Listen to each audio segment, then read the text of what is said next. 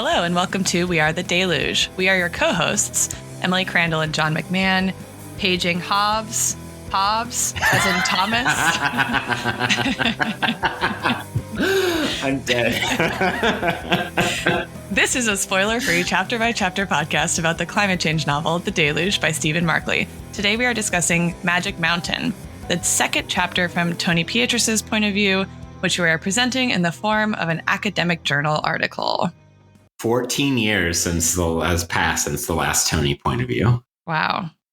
This book. And okay, so the Wall Street Journal thing was like a shadow Tony quasi point of view, but still, that's the longest number of years gap in the entire book is between Tony's first and second chapter, between any 2 point of views. You know what just occurred to me when you pointed out that exactly what the time jump is? Maybe something we could talk about either in this chapter or later in this book is are the technology leaps from the 2013 decade to the post where we are currently in our quote unquote real timeline, realistic leaps? Or is this where we're veering most into the sort of sci-fi? I think we postponed that discussion till the Shane chapter in this part of and then book 2. Perfect. Which is going to be one of our favorite chapters for another reason. Ooh, I don't even remember which chapter that is, so I'm very excited. You commented, and we'll get into this shortly, that there's a direct reference in the title of this chapter. Ooh, there's another direct reference in the Shane chapter in this book to a shared love of you and I. Beautiful. Shall we provide our abstract? Yes, provide the abstract. Paper. Let's do it. Go for it, Emily.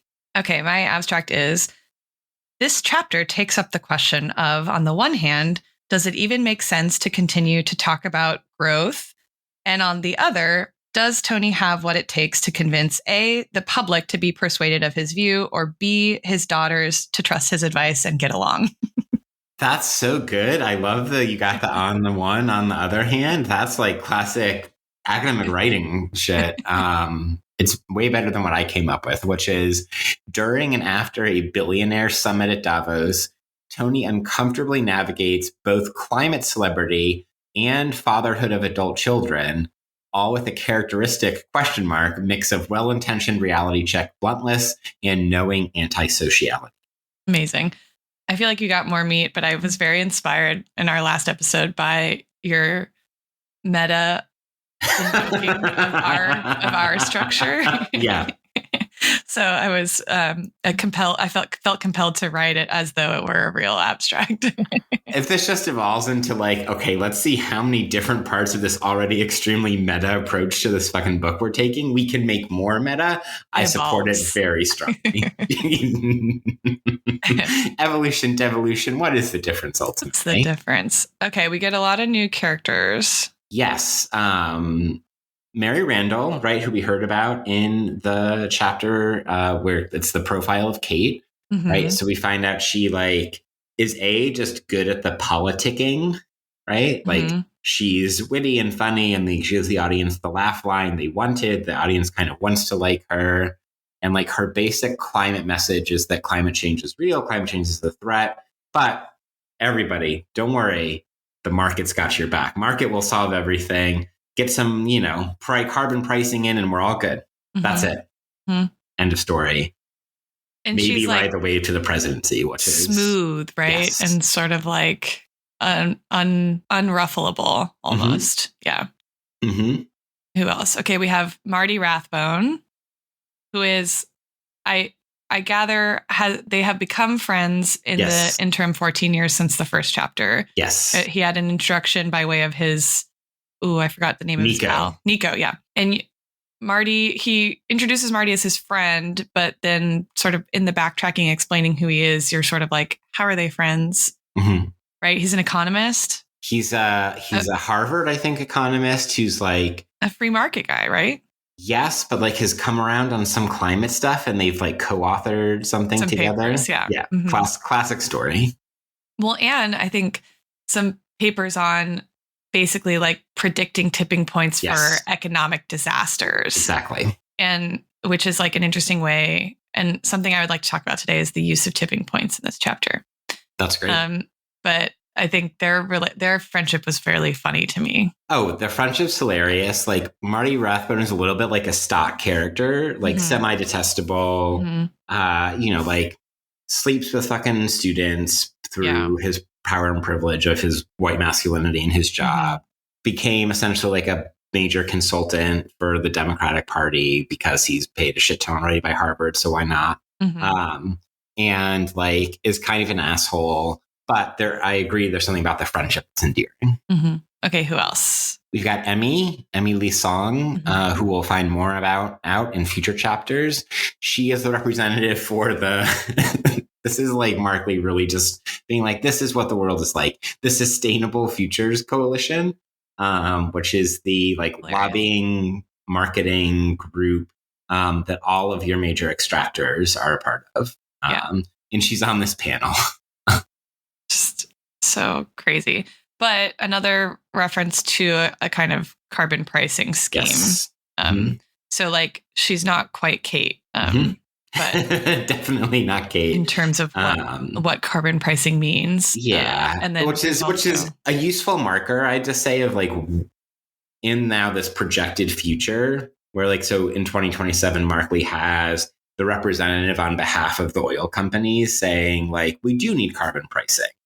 We're also worried about eco-terrorism, but we do need carbon pricing, which is, that's I think notable as a political consideration. And then, I guess we just get more of the family, right? Absolutely. Oh, we meet Holly's fiance. Yes, Dean. Honestly, it sounds pretty hot. Yeah, Dean sounds great. Like Tony fanboy, which is a little weird. I kind of love it. Yeah, me too. And Tony is like, is this guy for real? And it turns out he just is. He just is. He's just like an earnest guy. Holly's working at Fierce Blue Fire, but hasn't met Kate. Correct. Yeah. And is like very classic, like a little bit, it's another kind of stock character, eldest sibling situation happening here. I love sibling order as an arbitrary explanation for people's personalities. Do you recognize anything about Holly and Catherine and you and your sister's relationship? Oh my gosh. Well, yes. I mean, the like, who's the one scolding, who's the one being needy, right? Sure. It's very classic dynamic. Yeah. Catherine is the kind of classic, all my family is high achievers, so I'm going to /rebel and do something different in productive ways. Okay, what else? Basically, the whole chapter takes place either at the Davos. What is it a conference? Is it a convention? It's the World Economic Forum. But like, what is it? It's like, it seems like a mix of like the Olympic Village. Except they're all billionaires or hangers on. Well, and there's this really funny joke about how Tony has the badge that indicates he's a member of civil society. Yeah. As opposed to a billionaire. This whole chapter was so funny to me. Yeah. Bona's there. Like we get just name dropped like a couple of the like tech magnates, both of our world and of the novel's world. So like the founder and then the big investor in Slapdish, they're both there. Norman Nate. Do we think Norman Nate is Peter Thiel? It's giving Peter Thiel very strongly. Like, what does he say? We'll get there, but we'll come back to that. Yeah. And then the rest of the chapter takes place in New Haven, right? Yeah. Where Tony now works. So maybe we'll transition into the intro. Can I propose we start with the chapter reference and then go to your and then mine? All right. So the chapter title, Emily and I presume, is a reference to the 1924 novel The Magic Mountain by Thomas Mann. And we have some Wikipedia-derived notes about the novel. Yeah. And one of the features of this chapter that I think authorizes our presumption is that the novel takes place in Davos, Switzerland. I feel totally fine about that. Have you ever read this book? I have not. I have not. I've had it sitting on my shelf for like 10 to 15 years. That's incredible. And I think now is the time that we should read it. Now is the time that we should read it. All right, because it's season 2 of We Are the Deluge, We Are the Magic Mountain. So this is set mostly in a sanatorium in Davos. And in fact, like the main character, whose name is Kastrop, can't leave the sanatorium. He like goes to like visit a family member, like has some sniffles, and then I gather is there for 7 years. What? And then while he's there, he meets a bunch of like what the internet describes as kind of like stand-ins for major like intellectual perspectives in interwar Europe. So there's Settembrini, who's an Italian humanist, NAFTA, who's like a radical or a communist of some kind. We have Minhir Pieperkorn, who the internet says represents the Dionysian instinct.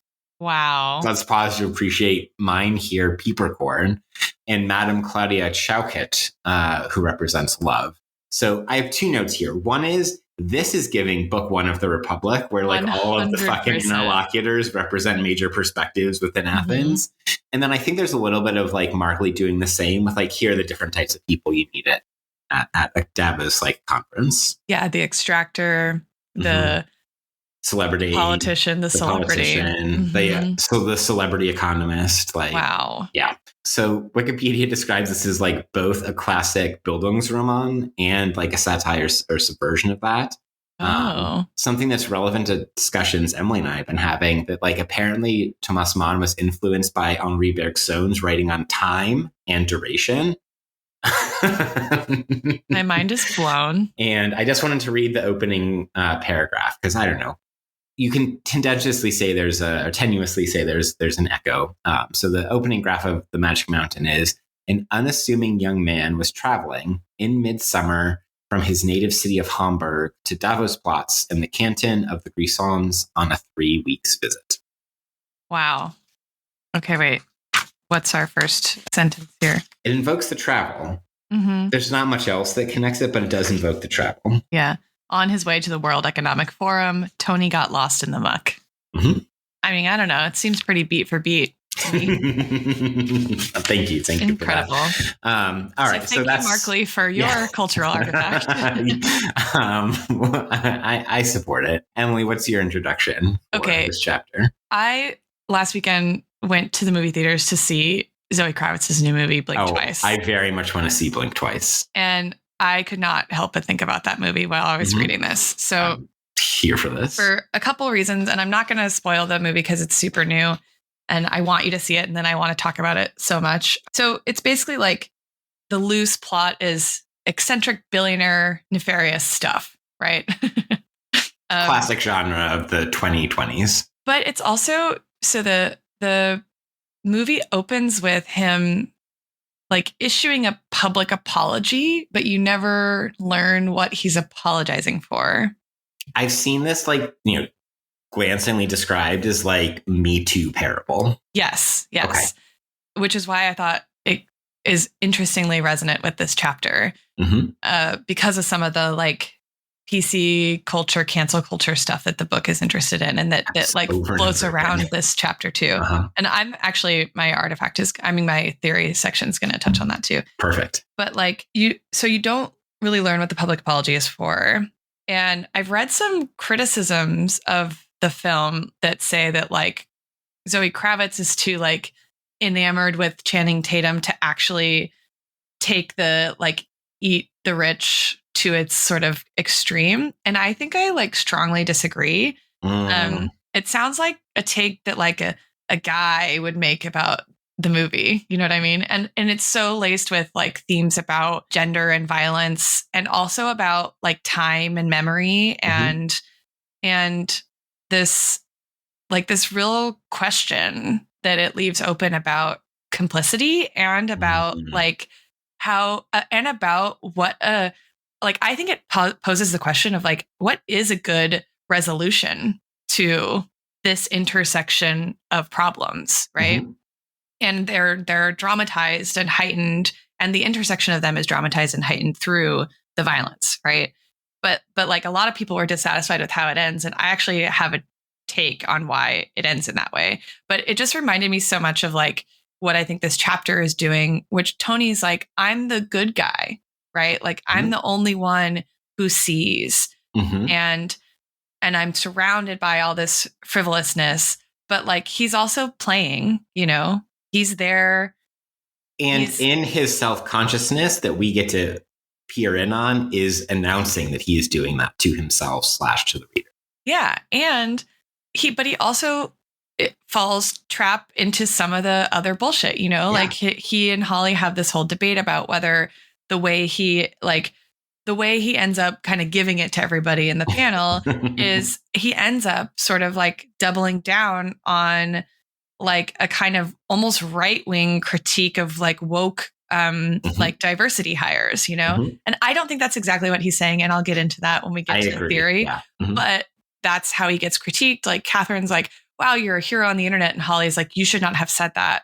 That was like a bad, that you're just like being a white guy. Right. And so I think this idea about both what money and celebrity and like how those things cut across sort of like mundane and everyday, but also incredibly violent, like systems of power and oppression is a question that this chapter is like glancing at, if not taking up. And that film is just like all about those questions. And I really, really liked it. I mean, it's like hard to watch and I don't normally like things that are that stressful, but I really enjoyed it. And I just like, I could not stop thinking about it while I was reading, like both after watching it, but also while I was reading this chapter.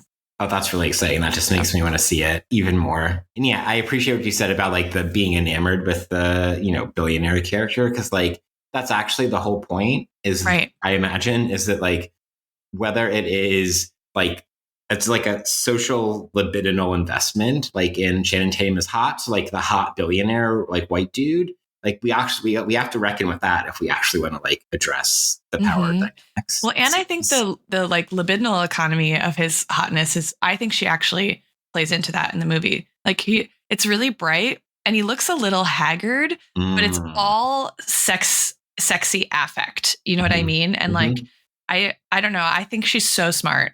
Like, I got that. Like, to my mind, that's what she was actually saying, like almost explicitly. But so I have some qualms with some of her critics, but. Okay, great. That critic sounds like with the kind of criticism that increasingly annoys me. So I'm just going to zoom Emily's right here. I'm going to go with a much more obvious one that's also about billionaires behaving badly. Amazing. I would like to propose for the introduction that we think about 2 Succession episodes. Oh, okay. Most of all, season 2, episode 6, are Justice, which is set at a fictional media retreat conference in the mountains, which is actually filmed in my neck of the woods-ish. Like they filmed that episode in Lake Placid, which is just like an hour away from me. And like, this is not a particularly original take because like at the time critics were being like, oh, this is the show's like Davos stand-in or Sun Valley stand-in. The 2 analogies. And then like to a lesser extent, the season 2, episode 3 hunting episode, which has the infamous boar on the floor scene where they're off hunting in Hungary. And so like thinking about a mix between the 2, there's like, the setting is, I think, perfect, right? And like, there's a way in which Succession captures the texture of those kinds of meetings or those kinds of sojourns by the like ultra wealthy that I think like very much resonates with the way that Markley is so focused on like, let's call like the first 5 or 6 pages of this chapter on like really dropping us into the scene at Davos and trying to like somewhat lovingly. And there's like maybe the analogy that you were just making with the Channing Tatum character and Zoe Kravitz's film. There's like a little bit of like, this maybe would be kind of cool, even if it fundamentally sucks and is a marker of a huge problem. Yeah. Which is like, you know, one of the classic conundrums of the show Succession. You know, both of them are just like absolutely tearing apart these kinds of meetings and the people who go there. But then there's like 2, I think, deeper points that actually draw out this resonance a little bit more. And one is that I think that both Succession in these 2 episodes, particularly our Justice, and then this chapter by Merkley, are interested in thinking about the willful ignorance of the attendants and of the like rhetorical and like ideological and like thought-based community that they're constructing, because it's like, everybody is acting very seriously, but after they've already set like willfully a number of issues to the side. Right. And so like the question is, okay, how do we either depict that and or like try to pierce that like collective delusion or collective willful ignorance. Because in Succession, everybody is wrapped up within it, with the exception of a couple of characters who are like both in and out of that, who are the Pierces in that season. And there's a reporter who tries to pierce that collective delusion actually effectively, kind of. And then here it's Tony trying to do that, right? So like, you know, there's like the comedic tone. There's the like, what does it mean to think about like, what is the willful ignorance of this group? But actually, like the thing that I realized most drew these two pieces together for me, the show and then the chapter, are that it's about like, how do we mix a family drama with other genres, right? Because like fundamentally, like Succession is a family drama of like Black comedy set in the media billionaire finance world. And like the Tony chapters, it's really struck me, both Tony chapters that I've been reading this time, how much like it's his chapters that have the most kind of classic family drama in the novel stuff that's happening. And obviously, like, Tony chapters are a way to bring together the family drama genre into the climate change novel while doing everything else the book is pulling off. Like Succession is in the context of media and finance world and has more fucked up people and more fucked up family dynamics, right? But there's something I think to be said about putting the show and the book together that highlight like exactly how that classic family drama stuff like functions within the context of everything. You just gave me such a good idea for a cultural artifact for a future chapter that I will not. Not spoil right now. I'm thrilled. Yeah, I'm thrilled. Were you a Succession person at all? So I watched the first season with Matt, but I struggle with visual portrayals or even like criticisms of wealth and stuff like that, because I actually do think, much like a war film, it's hard to make a criticism of it that doesn't in some way glorify it. And so it's like just kind of hard for me to stomach. Like, and I think, okay, actually, I'll say, I love the show The Righteous Gemstones. I think comedy can do it better than drama, because I think the nature of a drama, like the way you have to craft like arcs and like cliffhangers and emotional like investment, you kind of have to make the characters in some way redeemable. And I think something like in comedy, you don't have to do that. You never have to redeem your villains. They can just be villains. And you can also exaggerate them without saying anything that's not true. You know what I mean? I think in drama, that's harder to do. And so it's harder for me to like enjoy the criticism, because all I see is the like light undercurrent of redemption.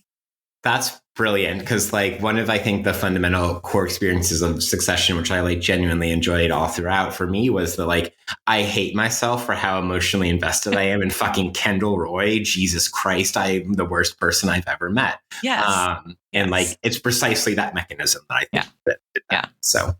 So we're in agreement. You just like the experience of it. We'll leave it to the listeners to decide what to do with that.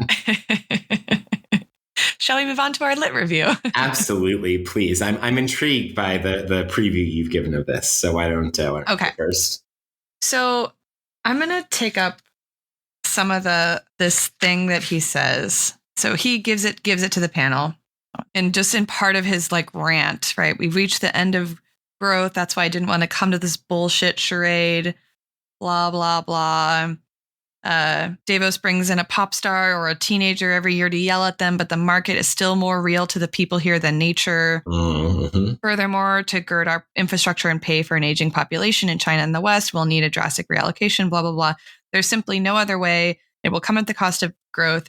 You people are living in a bell jar if you think differently, so you can keep convening your panels and trotting out your woke women POC candidates and all the diversity hires of the corporate carbon establishment, and you can tell yourselves that everything's going to be A-okay, but I can assure you it's not. And I pray there's somebody watching this video in about 20 years, because all four of you are going to look very, very fucking stupid. Okay. And then Holly's pissed at him. So this is on 156 now. And she says, you realize that just being the biggest ornery asshole you can manage is not going to win people over to your way of thinking. And then he said, I didn't say anything I don't always say. Diversity hire, Dad, you don't hear how offensive that sounds. Have you even read what they're saying to you about the internet? Like, oh no, is someone angry? The internet? Dad, the idea is you change people's minds, not call them stupid to their faces while your whiteness explodes out of you. And then he says, you're the one who pointed out their game. I'm quoting you. Hire a bunch of brown women to front for you while you burn the planet to ashes and call it progress. And then she's like, I don't think I put it quite like that, but the point is tact, right? So we've been talking a lot about the kind of thread of cancel culture and like PC culture here. And it struck me that I think what they're sort of debating here almost what he presents as Holly's real view, right? Which is that a certain sector, right, is in bad faith using diversity to paper over a platform that isn't actually about something like substantive racial justice or gender justice or any kind of like social justice at all, right? Definitely. Which is, I think, a really important criticism. Yes. Right. But then there's a difference between that and saying this diversity hire bullshit is distracting from the real issue. Mm-hmm. Right. Which is a very white guy way to understand like what diversity, equity, and inclusion is. Correct. And so it struck me that like we're seeing this in our own moment, right? In a lot of things, in a lot of contexts, right? Whether that's the current, presidential election debates and people talking about, right, like Palestine, right, and the politics of the war in Gaza. But it called to mind like just debates about what identity politics is and means, right? This idea that, it's just identity politics as like a smokescreen for something that's real politics, which is not, right, is sort of antithetical to the spirit of identity politics as was envisioned by the Combahee River Collective. Yes. So I thought you and I, I'm sure, love to tell our students like all the 7 times a week. Yeah. So I thought we could go to the Combahee River. Oh my God, this is amazing. For a second about how they configure identity politics. Should I also go get my copy of How to Get Free from the bookshelf behind me? Yeah, I will. You go, Emily. I'll rejoin in 20 seconds. So if you are following along, dear listener, in your copy of How We Get Free, the Black Feminism and the Combahee River Collective, edited by Kianga Yamada Taylor. All right, I got my copy. We're good. They talk about identity politics in the section 2 of What We Believe, just like reading on from the bottom of that first paragraph, right? We realize that the only people who care enough about us to work consistently for our liberation are us. Our politics evolve from a healthy love for ourselves, our sisters, and our community, which allows us to continue our struggle and work. This focusing upon our own oppression is embodied in the concept of identity politics. We believe that the most profound and potentially most radical politics come directly out of our own identity, as opposed to working to end someone else's oppression. In the case of Black women, this is a particularly repugnant, dangerous, threatening, and therefore revolutionary concept because it is obvious from looking at all the political movements that have preceded us that anyone is more worthy of liberation than ourselves. We reject pedestals, queenhood, and walking 10 paces behind. To be recognized as human, levelly human, is enough. So that I write that identity politics is not just like who shares an identity with me and I am politically linked to them in some way, right? Exactly. That it's about a kind of substantive solidarity that reaches across, right, intersections of oppression and that addresses like the full scope and scale of oppression and is oriented toward the full scope and scale of liberation, right? And so I think that here Tony is missing the mark, right? He's right to criticize, I think, that these figures at Davos are talking about growth and poverty and inequality, economic inequality, not because they're genuinely committed to some sort of substantive justice for people who have been left behind, right? Quote unquote, economically. They're doing it as like a smokescreen for just the continuation of endless growth, but under a different guise, right? But he's not saying that. He's saying you're wrong to talk about growth at all.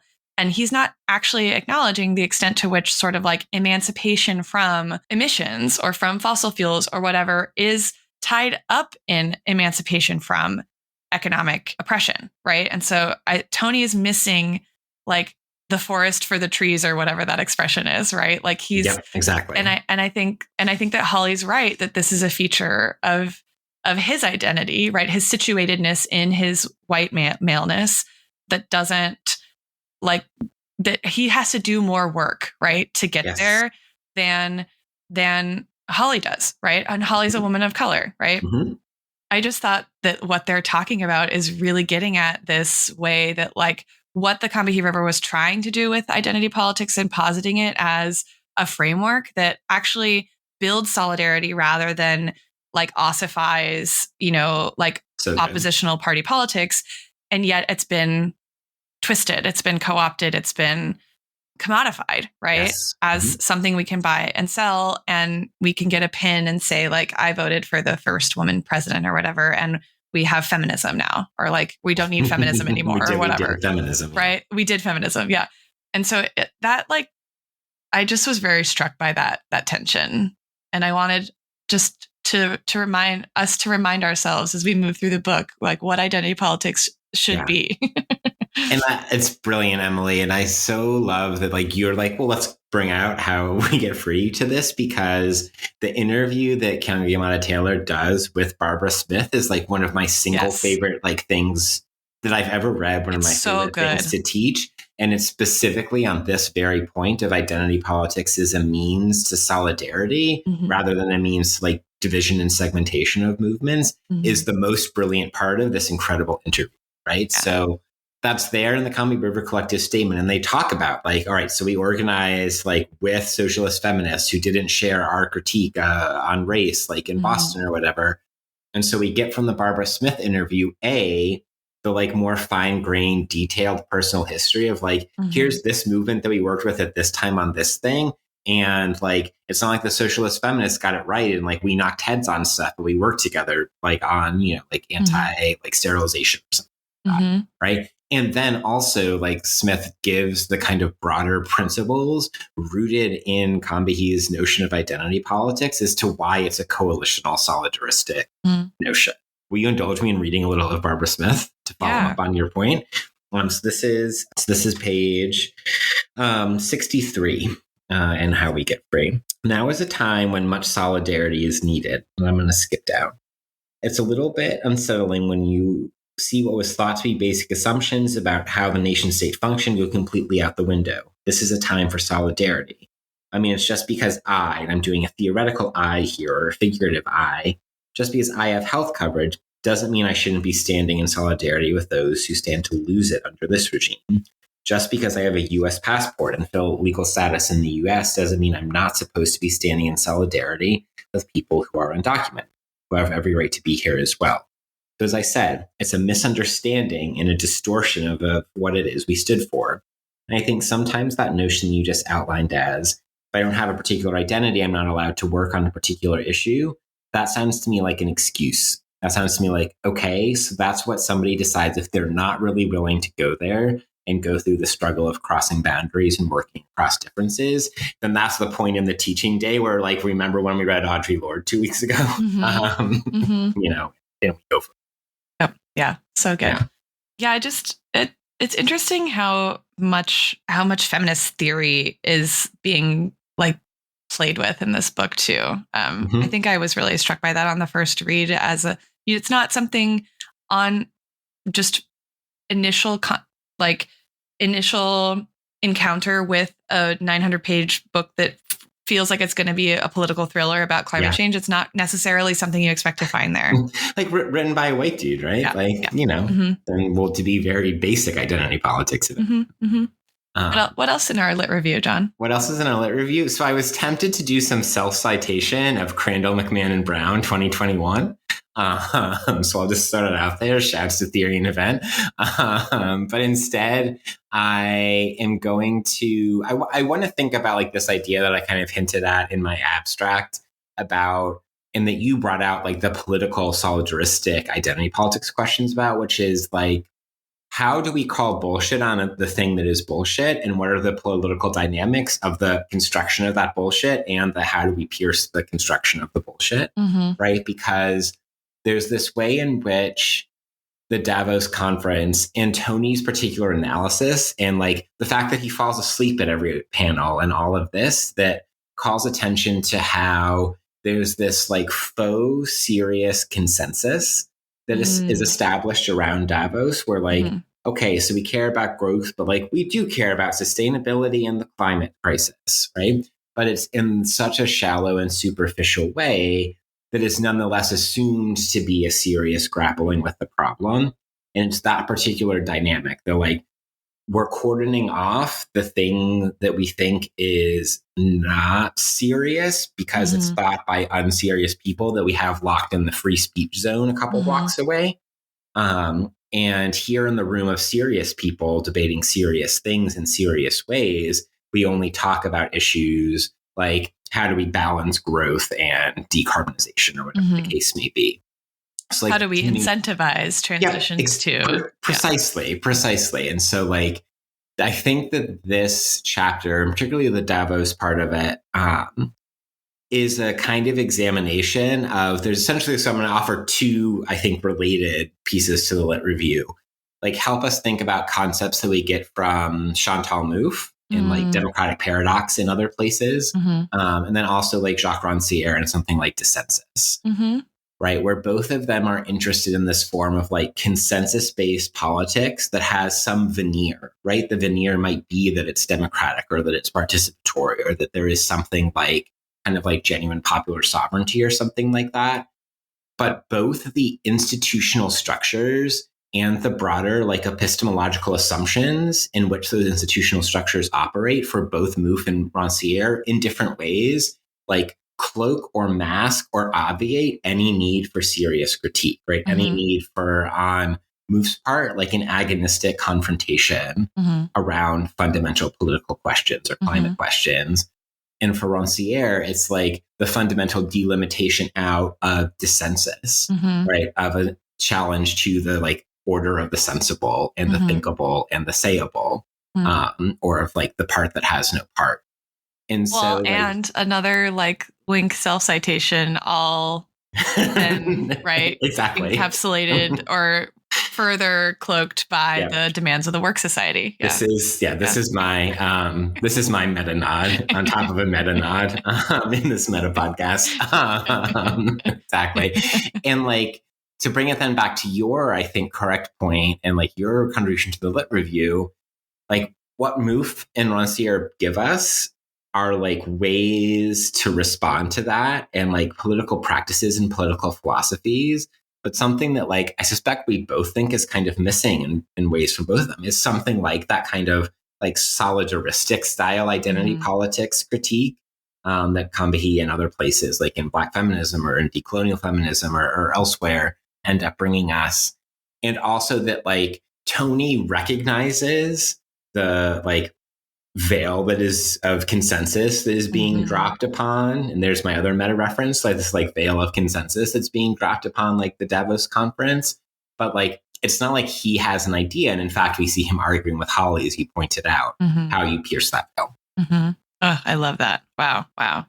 So much political theory, including in the book itself, right? As you put in your little moniker for us. That, yes, there's a shout out to Hobbes. There's a Hobbes shout out on 153. Yes, it baffles the reporter, which I love. It's like, well, I've just casually name dropped just Hobbes, last name only in conversation, and somebody who's like a real person in a way that I would be like, who? Yeah. Welcome to Hobbes. Yeah, it's so good. Shall we transition to our methods and findings? We should. I have a proposal for actually a little a transition mechanism. I would love that. Which is a question. Okay. So first he says, welcome to Hobbes on 153. And then later on that page, he has a flashback to like a conversation with Gail, when Gail's like his dead wife, right? When he wants to write a book and engage on this issue politically, she tells him, you understand chemistry, math, and physics, but you have near zero intelligence about people. You want the world to be this place of rational actors, but no one's rational. We're all guided by our crazy. And he's like, he never managed to take this to heart. So my question is Tony like he's like a classic liberal, right? Sort of like in his heart. In his heart, yes. Yeah. Right. And like the question of Tony is, and this is similar to where I was going to start us. So really? That's funny. I'm not even joking. I was going to literally use that quote. So if it had been mine, what Tony needs to do and what the argument with Catherine is and with like Gail is can Tony like bridge the Cartesian divide? Right. Oh. Like,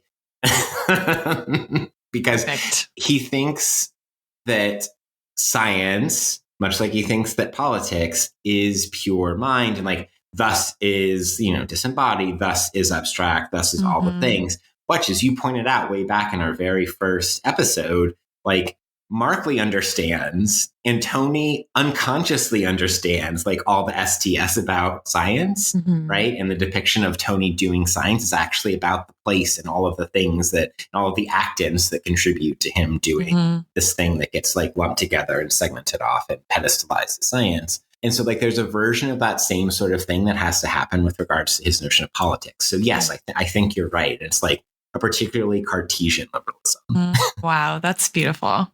I love that. I mean, I do love the argument that the two of them have, because it's like, this is a book as a whole, and I'm trying to say this without like spoiling anything. I think that this question of the relationship of rationality to politics is actually one of the subtle central themes of this entire novel. Yeah. And it's not just Tony. Like, I don't want to spoil who, but there's like one other character for whom that's essentially like each chapter is a step in like complexifying their view of the relationship between rationality and politics. And I loved tracking that with my students in particular. They didn't care about that point, but I did. Funny. So yeah, so like that, it gets back to like kind of what we were both talking about in the lit review. Like, how do you, and it's something we've been preoccupied with the whole podcast, like how do you convince people to go to like war mobilization is the only way forward, that it is the end of growth, on and on and on. But to me, that always brings me back to sort of like the limits of reason, right? Which is why like critical STS and like, feminist, anti-racist, decolonial sciences or knowledge production, philosophies of knowledge or whatever are so compelling to me, right? So I was thinking about that same theme, but in terms of the usage of, like I said at the beginning, the usage of tipping points here, right? So at one point they're talking about like how to incentivize, right, transitions in a way, and like it's now the market needs it now for the market's sake, not for the earth's sake, right?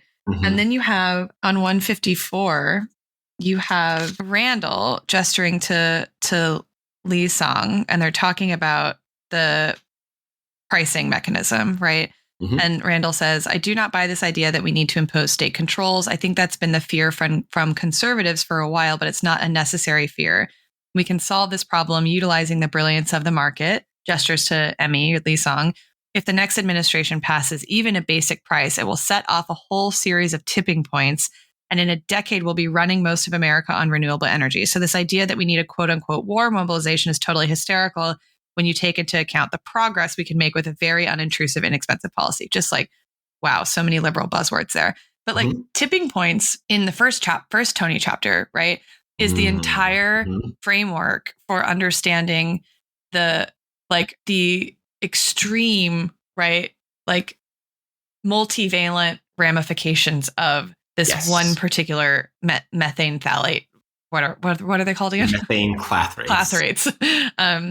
Like their kind of function in the broader ecosystem of the ocean, right? And like tipping points for 20 years has been a lot of ways that climate scientists have talked about like the problem of being able to make concrete predictions about something like climate change, because there are so many different Earth systems involved, right? And so many different moving parts, so many different variables that you can say like, hey, this degree of heating, right, is going to be bad for all the systems, but like precisely when is it going to be bad for each system is like harder to determine with absolute certainty because of all the interactions, right? So tipping points is like the mechanism that people use to explain why it's so hard to make predictions, but also one of the predictors, right? Or one of the sites of prediction. And so for for her to like sort of capture tipping points and mobilize it in the frame of of when the market will sort of on its own, right, transition to like decarbonization is, I think, a form of, I don't want to be dramatic, but almost like epistemic injustice. Yeah. Right. And like epistemic injustice, like as ideological capture or something. Yeah. Yeah. But like she presents it as the rational approach, right? So the market, in contrast to the hysterical. Yes. Yeah. And so like, I mean, this is just what, like, this is what climate change deniers do. This is how they argue about science. They posit the market as neutral and thus objective and thus rational, and everything else, every other knowledge claim, as ideologically motivated, as biased, and thus as scientifically questionable. Yep. And they're like, just watching it happen here was wild. And I think it calls, like, it really makes that question of like the question that you were just saying as like a central kind of spine, right, of the book. This like, what of reason or rationality in politics, like, makes it even murkier, right? Because who gets to make a claim to rationality that then gets like bought, right, or perceived as the correct claim by the parties that matter, right? Voters or potential like actants in a movement of solidarity, right? And like who gets seen as the legitimate rational actor, right? The legitimately rational actor, and who doesn't. I don't know. Yeah, and I like the way that I think it's productive or generative the way that Markley does that in a chapter that's also interested in something like political celebrity, because like, especially coming on the heels of the Kate story, which Tony reads on the airplane or in the airport on the way back from Davos, raises these questions for him and then also for his conversation with his kids. Thus that like, the chapter starts with Tony kind of considering like the strange kind of celebrity he is, right? Like I forget the line that he talks about, the way he describes himself. This is like 143, 144. It's like he's not recognizable, but like, but instantly controversial in certain circles, iconoclast or heretic, depending on one's prism, right? And Kate is the like large scale iconoclast or heretic, depending on your prism, right? And there's this desire by Tony to like discount Kate, and he mostly does, but he gives like the tiniest bit of ground, which I think is notable. Like, and especially because, you know, structurally this chapter is about tipping points and transitions, right? And so I'd say that for two reasons. One is that this is another chapter that does this other thing we've been tracking, where it's, how do we think about the mundane and the spectacular of these characters and what they're up to, is like a parable for the mundane and the spectacular of climate change itself, right? So here it's the like day-to-day or week-to-week convos like that he has with Catherine, like, you know, the night before his speech, but he's already been at Davos. And it's like, I could have gone to this party where all the billionaires were, you know, and that's the world that this is. And these fancy panels and the parties and the champagne and all of that. But like, instead I'm talking to my daughter, right, on FaceTime or whatever. And again, it's like, it's that like focus on the transition between the mundane and the spectacular and what happens when they meet. Then also like one of the other structural conceits of this chapter is that it's dreams that Tony has that like function as the transitions between parts of the chapter, right? Because it's like, he has a dream, you know, the night before he's about to speak, right? Then he has another dream while he's on the plane on the way back. Then he has another dream to transition us and transition him out of the chapter, right? So like, those are the phase transitions of Tony's chapter, right? Are those three dreams. Yeah, that's super interesting. Should we analyze those dreams? We should. One or several wolves have returned. Several wolves is always the answer. Yeah, always. Hello. The first one of these is on. Definitely, we wrote the page number down. We didn't. No, I did. Maybe not. I did. 150. Oh, yeah, 150. Okay. As one of the emissaries of Davos guided him to his seat on the stage, his dream from the previous night was still fresh. He'd been swimming or on a boat, somehow in the ocean, trying to navigate a storm overhead that looked like a dark gray city turned upside down in the sky, monolithic, with jets of black billowing from the edges. Multiple tornadoes descended and whipsawed into the surf. Red lightning flickered across the horizon, and descending from this crowd, like alien spacecraft, were deep-sea drilling rigs. They crashed into the water in a perfect row, impossibly immense, city-sized themselves. As they fixed into place, they got to work. The tubes siphoned a briny liquid from the depths, and in that liquid were naked bodies, one after another. The machinery hummed until he had to cover his ears. Not too difficult to interpret that one, at least. Sounds to me like Emily is scratching her chin. Like Tony is working on a dissertation. He's a little bit stuck.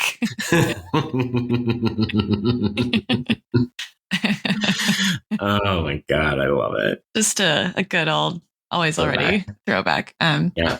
I mean, I think it's funny because, right, for him, the not too difficult to interpret, it's just a literal fear, right? Or a literal, like, psychic, affective, and visual representation of the thing that he fears is going to come to pass. Yes. Should nobody listen to him, right? Yep. But I wonder, like, the several wolves of it all too, right? Like, is there something significant about, like, the rigs sort of like descending, right? The alienness of it there. I don't know. Is there something about like the human that's sort of like at stake here? The boundary, right? Between the human and nature, or the other than human. I think there's both like a literal and a more symbolic way in which it's about that, right? Because like the literal is that the tube siphoned a briny liquid from the depths, i.e. oil, and in the liquid were naked bodies, one after another. Yeah. So there's a way in which to get back to the market question, like the market can tell you like a correlation of like this human life is like fungible vis-a-vis this amount of like crude or something like that. Like in the BP oil spill aftermath, it's like there's litigation about like, okay, how much are we going to, like, what is our valuation for like each dolphin that, we estimate to have died? Yeah. Like that was like multi-year litigation over questions of that detail. So there's that like literal way in which it's about that. But there's something about the like surreality of this all, right? That it's as if the city was upside down, that the lightning is red, that all of that suggests that like whatever we think or Tony thinks in his waking life we have reached is like the denouement of humanity or something like that. Actually, our climate catastrophe is in some ways beyond what we can imagine, think, perceive. Yeah. Yeah. So that's a simple Several Wolves reading, but I'm gonna stick with him. I like that. Does he have another one? He does, 155. This one's short. When he fell asleep on the plane, there was another dream, a dark space, like a Gothic church built into the side of a hill, and he could just see outside the blue sky and the sunlight beyond the buried shadows. Then he woke with a jolt. Do we think that's the sort of like allegory for the like Enlightenment theory of knowledge? Absolutely. Right. So like ignorance is darkness and you have to emerge into the light to acquire knowledge, right? In the process of accumulating knowledge over the course of one's life, but also over the course of civilization, right? The history of civilization is more things are brought into light and fewer things remain in the dark, right? Which is also infused with all kinds of problematic, like racial tension and presumptions about like who is capable, right, of seeing light. Perhaps there's something there. So Dream Tony is going to write the third, like, what is Aufklärung iteration, right? We got Kant's, we got Foucault's, and Beatrice is up next. Love that. But what about the church? I think it gets bad. I think it actually does like say something about the kind of reason question, right? And the like, do we posit science or reason? What do we posit science or reason as antithetical to, right? So there's like a little bit of like a maybe either a secularist or you could make it a like post-secular critique if we like follow the kind of reason line. like that's a dark Gothic church, also in like invokes a sense of awe or beauty. And like there's a little bit of that in the first dream where the imagery is so vivid. It's like, I want to see that vision that Tony had in his dream. Right. So maybe there's something about like the Gothic architecture is beautiful. It draws our eyes, but so too does the horror. I love that. We start to like connect the dreams together. Love that. I love that. That works for me. And we got one last dream. Where is that? At the very last paragraph of this chapter. Oh, yeah. So he goes to sleep. Catherine and Holly stay up to finish the wine, chat about life, and chat about their dad. And Tony just like listens in for a while, and like a truly kind of like touching I'm a father of daughters scene. And then he falls asleep. Not long after this, he drifted to sleep, sediment slow, and he dreamed of Holly's wedding outdoors in the midst of a blizzard. The snow fell like clumps of wet cotton, and Gail was there. The four of them walked up a slope to where the preacher waited, their feet carving a white path into... I'm just going to take that one from the top. Sorry. Okay. 3, 2. Not long after this, he drifted to sleep, sediment slow, and he dreamed of Holly's wedding, outdoors in the midst of a blizzard. The snow fell like clumps of wet cotton, and Gail was there. The four of them walked up a slope to where the preacher waited, their feet carving a path into the white blanket coating the hillside. Okay, this just struck me on you rereading it, that it pairs with the opening. Yes. Again, right? In Davos, and with the Gothic church, too. And with the Gothic church, yeah. But when he first gets to Davos, right, he's like, it's unseasonably warm, so all the snow is melting and everyone's freaking out. They're like trying to fill the lake with water so that the city doesn't like flood, right? And it's slushy and gross and gray. And I forget the word that he uses to describe it. But moldering. Ugh. What a word. Like, when I was, I learned that word at some point, but I doubt I've ever used it in my life. Absolutely not. But I will now.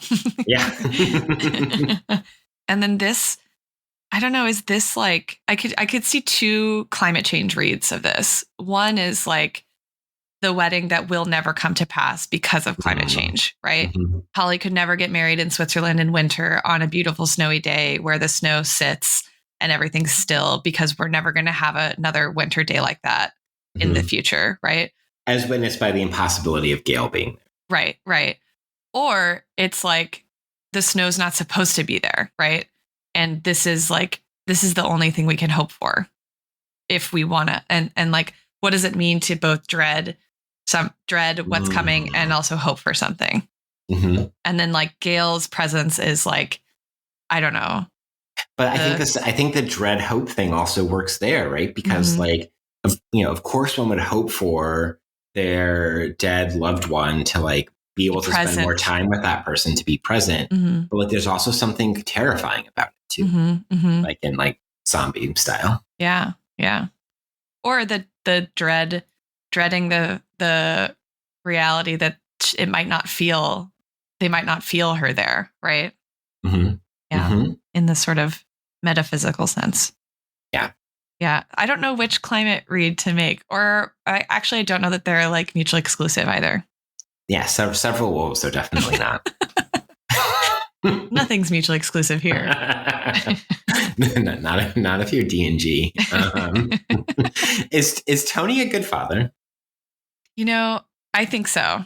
Yeah. I mean, it's hard. I have a lot of father-daughter relationships are always hard for me in books and movies. I have a good relationship with my dad, but like, my parents got divorced when I was young. My sister and I were really close. And like so many of these chapters were so rarely all 3 together, just the 3 of us. We're both adults, right? And like, I live super far away. They both live in California. So like when we're together, it feels like this weird sort of outside of time. Like, it's like, it's on a different timeline from like the rest of our lives, right? Because it's like in continuation with the time when we were always together, rather than an out of pace with the majority of the time when we're not together at all. Does that? I love that. I don't know. That's how it feels. And so that's great. Did you ever watch How I Met Your Mother? No. There's this episode where they do a bit where they have an argument over whether there's a name for the phenomena where when you spend time with someone who you knew from a past phase of your life that you act like you did in that time. You like, so Marshall calls it revertigo, that you have this experience of reverting to who you were. And then everyone else is like, that's not a thing. But I think it is absolutely a thing. And I love that name.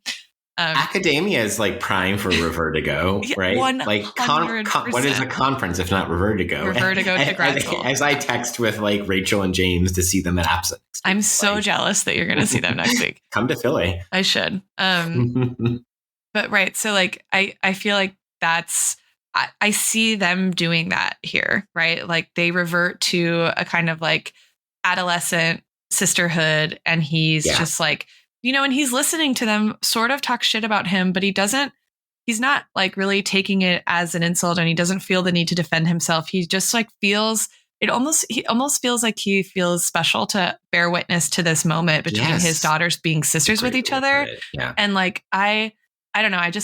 I can see a lot of my dad in him. And even in ways where I'm like, of course you would say that, you're like a fucking white dude, and I have those conversations with him all the time. Sure. So it's like, so maybe my thinking he's a good dad is biased because I think my dad is a good dad. I mean, I asked the class this, and like two young women in the class, both of whom said yes, and one of them who said further, like, my dad is also a professor, and I feel like I've had half of the conversations that they have in the book. And like, I think the line that really caught me, and it speaks to like that kinship temporality that you just articulated, and it's at the bottom of 160, and this is Holly.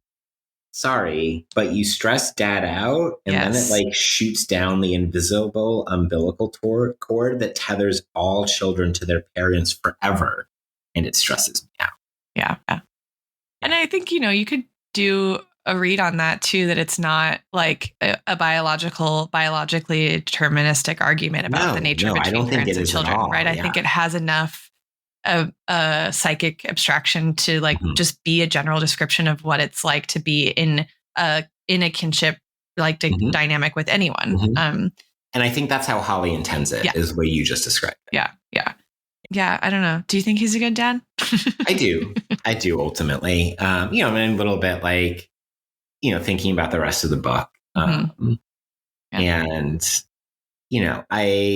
there's a struggle that he has, right, with like his kids as independent versus his kids as his kids. Yeah. And like a recognition of their adulthood, right? Of like their womanhood in a certain way. Like there is father of a daughter energy that Tony has. Yeah, right. But it's the better kind. Like, la, la, la. I don't want to imagine her wearing it. Yeah. Exactly. And it's mostly like a less harmful kind, and mostly not the cringe kind. And like I think there's like a genuine emotional grappling with it, and some genuine self-reflection that like sure, like stuff's gonna be fucked up, and he's gonna say fucked up things to his kids because like that's what parents do, right? Ultimately. But I do think that it's like there is a love there is the self-reflection, there is a willingness to like adapt and change as his kids do. So yeah, I think yes. Do we have any more findings?